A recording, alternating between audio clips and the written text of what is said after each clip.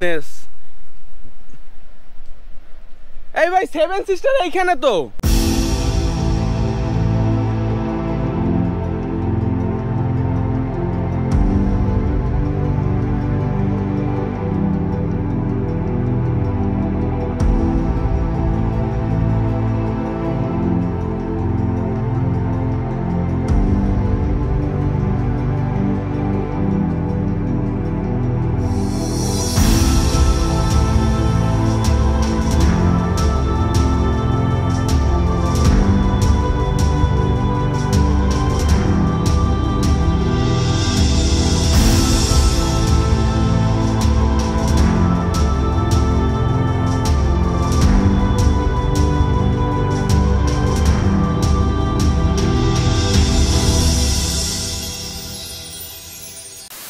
আসসালামু আলাইকুম, হাইও স্টোরির নতুন এপিসোডে আপনাদেরকে স্বাগতম। আর আজকে আমরা চেরাপুঞ্জি থেকে যাচ্ছি ডাবল ডেকার ব্রিজের দিকে। আর এই যে জায়গাটা থেকে আমরা পাস করতেছি, এই জায়গাটাকে বলা হয় মেঘালয়ের মিনি সুইজারল্যান্ড। জায়গাটা বেশ সুন্দর এবং বেশ পরিচ্ছন্ন, আমার কাছে তো খুবই ভালো লেগেছে। কারণ এটার উঁচু নিচু পাহাড় এবং এর মাঝখান থেকে যে রাস্তাটা গিয়েছে এটা আপনাকে আসলেই মনোমুগ্ধকর করবে। চেরাপুঞ্জি থেকে আমাদের মোটামুটি 1.5 থেকে 2 ঘন্টা সময় লাগবে আমাদের গন্তব্যস্থলে পৌঁছাতে। তো চলেন ওইখানে গিয়ে আপনাদের সাথে কথা বলা যাবে বাদ বাকিটা। এখন আমরা যেই জায়গায় আছি এই জায়গাটাকে বলে তির্না এলাকা ট্যুরিজম। এখান থেকেই ডাবল ডেকার ব্রিজের দিকে যাইতে হয়। বাট আরও কিছু জিনিস দেখার আছে। এর মধ্যে আছে সাইথিদং ব্রিজ, দেন লংগেস্ট ডাবল ডেকার ব্রিজ যেখানে আমরা যাব, দেন যাওয়ার পথে পড়বে রিতিমেন, এরপর আমরা পাবো লাই পাতাঙ্গি ফলস। এইখান থেকেই আমরা আমাদের ট্রেকিং শুরু করতেছি। এই যে পিছনে, আর he is our guide. What's your name? My name is Ram. Raf. Okay, so Raf is going to give us a direction. আর হচ্ছে আমরা ওখানে এক রাত থাকবো। যাওয়ার পথে পথে কী বাজে সেগুলো আপনাদের সাথে শেয়ার করতে করতে যাবো। আর এখানে গাইড খরচ আমি বলে দিই, যারা গাইড নেবেন গাইড খরচ 700 থেকে 800 টাকা নেবে। অ্যান্ড অবশ্যই স্টিক নেবেন সাথে, সেটা 20 রুপি করে নেবে। আর যদি একটু বেশি ডিজাইন থাকে আর যদি নর্মাল স্টিক নেন তাহলে 10 রুপি করে নেবে। আর স্টিকটা অবশ্যই নেবেন, কারণ এখানে 3500 থেকে 3600 স্টেপ আছে যেগুলো স্টিক ছাড়া উঠতে অ্যাজ এ নর্মাল পারসন খুব কষ্ট হয়ে যাবে। আর অবশ্যই নামার সময় প্রয়োজনীয় কিছু খাবার দাবার নিয়ে নেবেন, কারণ কিছু দূর যাওয়ার পরে আর কোনো দোকানপাট পাবেন না। সো নামার সময় আপনি ফল ফ্রুটস অ্যান্ড হালকা বিস্কিট খাবার দাবার এবং পানি অবশ্যই নিয়ে নেবেন। পানির পরিমাণ অল্প নিলেই হবে, কারণ আপনি যাওয়ার পথে বেশ ঝর্ণা পাবেন অ্যান্ড ওখানেই পানি রিফিল করে নিতে পারবেন। যারা এই সিঁড়ি ধরে নামবেন অবশ্যই একটা জিনিস মাথায় রাখবেন, খুব আস্তে ধীরে নামতে হবে। কারণ এই সিঁড়িগুলোর স্টেপ এতটা ছোট ছোট যে একটু একটু পা ফালানোর পরে পায়ের গোড়ালি কিছুক্ষণ পরেই ব্যথা করবে এবং ব্যালেন্স হারায় ফেলতে পারেন। সো আস্তে আস্তে নামবেন। আর সবথেকে মজার ব্যাপার যে জিনিসটা আমার কাছে লেগেছে, যে আমাদের গাইড আমাদেরকে বলেছে যে এই রাস্তায় যাওয়ার পথেই নাকি ছোট ছোট সাদা এবং কালো ভাল্লুক দুটোই পাওয়া যায়, কিন্তু ম্যাক্সিমাম ক্ষেত্রে তাদেরকে পাওয়া যায় রেইনবো ওয়াটারফলে। বাট এরা এতটা ছোট যে তারা অ্যাটাক করে না, তারা মানুষ দেখলেই পালিয়ে যায়। আমরা অলমোস্ট 500 স্টেপ নামছি, বাট সাথে রাসেল ভাই ফ্যামিলি থাকার কারণে বাবুটা একটু টায়ার্ড হয়ে গেছে, যার কারণে রেস্ট নিচ্ছে। আর আমি একা একাই সামনের দিকে আগাচ্ছি। অলমোস্ট 3600 স্টেপ নামতে হবে এবং 3600 স্টেপ উঠতে হবে। আর আমি সাথে কোনো লাঠি নিচ্ছি না, কারণ এই ক্যামেরা স্টিক ধরার পরে ওই স্টিকটা একটু প্যারা দেয়, তার কারণে নিচ্ছি না। সামনে কিছু ভিউ পয়েন্ট আছে বললো, ওই ভিউ পয়েন্টগুলোয় আমি আগে আগে দাঁড়ায় কিছু শর্টস নিব।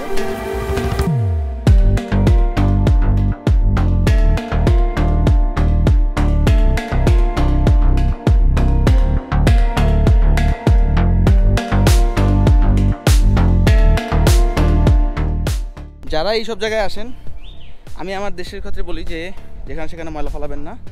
Same goes to other countries, যেখানে সেখানে ময়লা ফেলবেন না।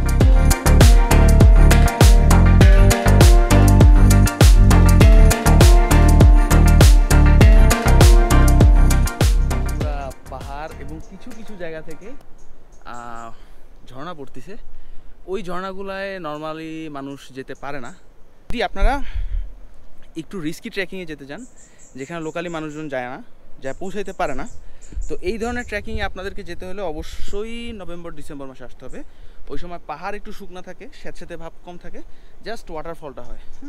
সো এই টাইমটা আসলে বাট পানি সেম থাকবে, বাট পাহাড় বেয়ে বেয়ে যে পানিগুলো পড়ে, পাহাড় ভিজা থাকে, সো এই জিনিসটা হবে না। ওই সময় আপনারা অনেক দুর্গম জায়গায় যেতে পারবেন, এবং দুর্গম জায়গার যে সৌন্দর্য এইখানের, মানে দূর থেকে দেখা যায় যে ঝর্ণা, এইখানে যদি পৌঁছাতে পারেন, যেমন আমি সেভেন সিস্টার দেখছি, সেভেন সিস্টারের যে এখন হচ্ছে কি বন্ধ, ওখানে কাউকে যেতে দেয় না, এটা প্রশাসন যেতে দেয় না এমন না ব্যাপারটা, ওইখানের লোকাল যে লোকজন তারা আপনাকে যেতে দিবে না, কারণ বেশ কিছু প্রবলেম আছে। সেভেন সিস্টার ইন্ডিয়ার মধ্যে one of the best viewed waterfalls, so ওইখানে মানুষজন গেলে বেশ নোংরা করে ফেলবে। সো এই সমস্ত কিছু কারণে ওখানে যেতে দেয় না। দূর থেকে যেমনটা আপনাদেরকে দেখাইছি, দূর থেকে দেখতে পাবেন, এখান থেকে খুব সুস্পষ্টভাবে একটু মনোযোগ সহকারে শুনলে ওয়াটারফলসের সাউন্ডটা শুনতে পাবেন।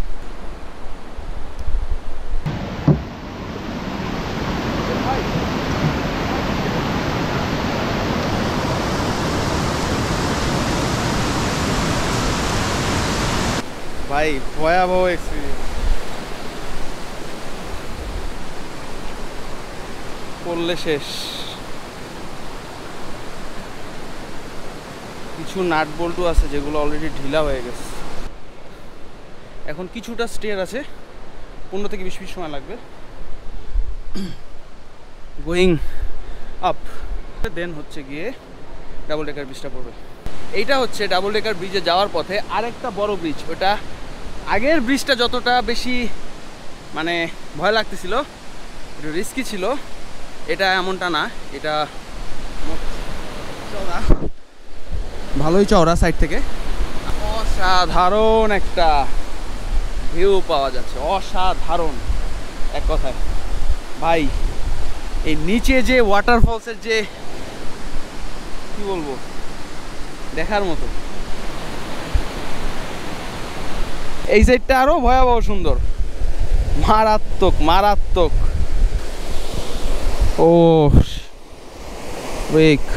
কমপ্লিটলি গাছের শিকড় দিয়ে ন্যাচারালি তৈরি হয়েছে।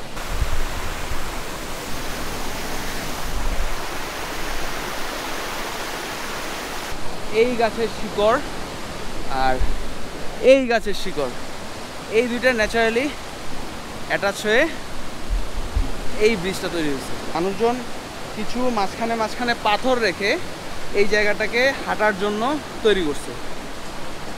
কিছুটা আর্টিফিশিয়াল জিনিস ব্যবহার করছে, বাট অনেক বেশিও না সেটা। আমি এখানে এসে একটা ছোট্ট বাচ্চার সাথে পরিচয় হলাম। This is she, just 4 month. So 4 মান্থের বেবি নিয়ে আমাদের এই আপু এসছে, বাচ্চাটাকে ট্রেকিংয়ে নিয়ে এসছে, তাকে ট্র্যাকার বানাবে। আমি এখানে রুম দেখতে আসছি, এই রুম থেকে ও this is a very good view, seriously. ওখান থেকেও ঝর্ণা দেখা যাচ্ছে, ওই সাইড থেকেও একটা ঝর্ণা দেখা যাচ্ছে, আর একদিকে পুরোটা পাহাড়ে ঘেরা। ও ওই দিক দিয়েও বড় পাহাড় জুড়ে ঝর্ণা পড়তেছে। মানে ঝর্ণা দেখতে দেখতে আপনি বিরক্ত হয়ে যাবেন মেঘালয় আসলে। 2টা রুম নিব, 1500 করে বলতেছে, 1500 রুপি। তো দেখা যাক, আগে রুমগুলো চেক করি কেমন। এই হচ্ছে গিয়ে একটা রুম বসাইছে। হ্যাঁ, এইখানে যারা আসবেন গোপ্রোর জন্য 100 রুপি করে পে করতে হয়, পার পার্সনের জন্য 50 রুপি করে। ভাই আমার গোপ্রো আমি নিব, আমি এটা একটা ট্যুরিস্ট প্লেস, আমি কেন টাকা পে করব? কমপ্লিটলি ইলিগাল নিয়ার বাড়িতে। আমার ড্রোন নিতে গেলে আমাকে 200 রুপি পে করতে হবে। কেন ভাই? এটা কি মানে ওনারা কি কিনে রাখছে নাকি? এটা সরকারি প্লেস, মানে কি আর বলবো। আর এই মুহূর্তে আমরা আছি যে হোটেলে থাকছি, এই হোটেলের কিচেনে। আর রাসেল ভাই আর আমি হচ্ছে কি রান্না করতেছি, আমি কাটাকাটিতে হেল্প করছি, রাসেল ভাই সব কাজ করতেছে। আর এইখানে যে কোনো একটা বাসা থেকে আমরা পাহাড়ি একটা মোরগ ম্যানেজ করছি, যেটা ম্যানেজ করতে খুব টাফ হয়ে গেছে। আর মোরগটা ছিল হেভি বন্য, কোনোভাবেই মালিকের কাছে আসতেছিল না। বাকিগুলো আসতেছিল, কিন্তু আমরা টার্গেট করছি ওই কালো মোরগটাকেই কিনবো। আর কালো মোরগটাকে কিনছি 1000 রুপি দাম নিছে। আর এনাদের কাছ থেকে বহুত রিকোয়েস্ট করে, বহুতভাবে ম্যানেজ করে রান্না করার পারমিশনটা নিছি। মোটামুটি সব জিনিসই পাইছি। আর এখানে সবগুলো পাওয়া যায় না মশলাপাতি, বাট কোনোভাবে ম্যানেজ করছি। আসলে ভাই রান্নার কি অবস্থা? অনগোয়িং, আশা করি মজা হবে। মনে হচ্ছে মজা হবে, বাদ বাকিটা খাওয়ার সময় বলতেছি। আপনারা বলবেন।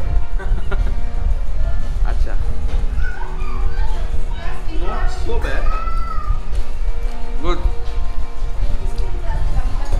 এইখানে আইসা যা যা পাইছি এই অনুযায়ী রান্না করা খুব টাফ ছিল, কারণ সিটিতে আর পাহাড়ি এলাকায় সব মশলা সেম না, পাওয়াটাও একটু টাফ, সেই অনুযায়ী খুবই ভালো হয়েছে। আজকে সকালটা উঠার পরে অবস্থা দেখি জায়গাটা পুরো মেঘ দিয়ে ঢাকা।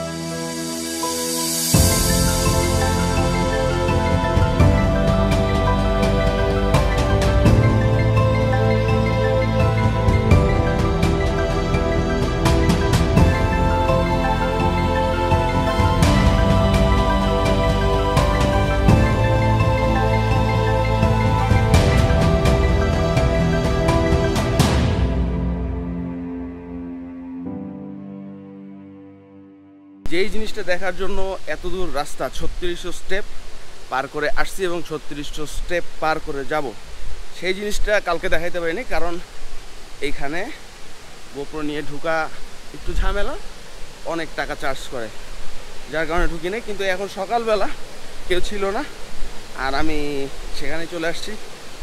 আর আমার পিছনে, মানে আমার পিছনে না, আপনাদের পিছনে যারা আমাকে দেখতেছেন তাদের পিছনে একটা সাউন্ড আসতেছে, আর সেটা হচ্ছে এই সাউন্ড। আর এইটা হচ্ছে ডাবল ডেকার ব্রিজ, নিচে একটা উপর একটা, সেটা সেম একদম ন্যাচারালভাবে নিজে নিজে তৈরি হয়েছে দুটোটা ব্রিজই। এইটা একটা প্রাকৃতিক সুইমিং পুল তৈরি হয়েছে এবং এটার গভীরতা অনেক বেশি। আমি ওইখান থেকে সাঁতার কেটে এই পর্যন্ত আসছিলাম, এখান থেকেও লাফ দেওয়া যায়, বাট পানি অনেক ঠান্ডা, যার কারণে হুট করে লাফ দিইনি। আর ওই পাশেও একটা প্রাকৃতিক সুইমিং পুল আছে, ওই পাশেও একটা সুইমিং পুল আছে। রাসেল ভাই কেমন লাগতেছে? সকালবেলা এই জায়গায় আসার ফিলটা অন্যরকম।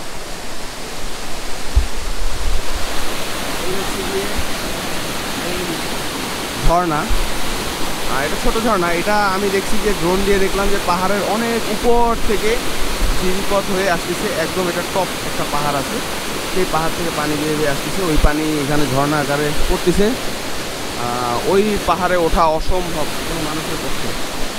আমরা আজকেই সুন্দর জায়গাটাকে বিদায় জানাচ্ছি, আর এখান থেকে যাব হচ্ছে গিয়ে সেম ওয়েতে ট্রেকিং করে উপরে, অ্যান্ড ওখান থেকে শিলংয়ে হয়তো বা আজকে রাতে থাকতে পারি, হয়তো বা নাও থাকতে পারি।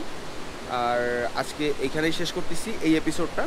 আবার নেক্সট এপিসোডে দেখবেন হয়তো বা শিলং রাতে থাকবো, অথবা আমরা কাশ্মীরও চলে যেতে পারি, অথবা ভিয়েতনাম। এটা ওখানে গিয়ে শিলংয়ে গিয়ে আমরা অনলাইন চেক করবো ভিয়েতনামের ভিসাটা হয়েছে কি না, ছুটিটাকে প্রপারভাবে ইউটিলাইজ করবো, এটাকে কোনোভাবেই মিস করবো না।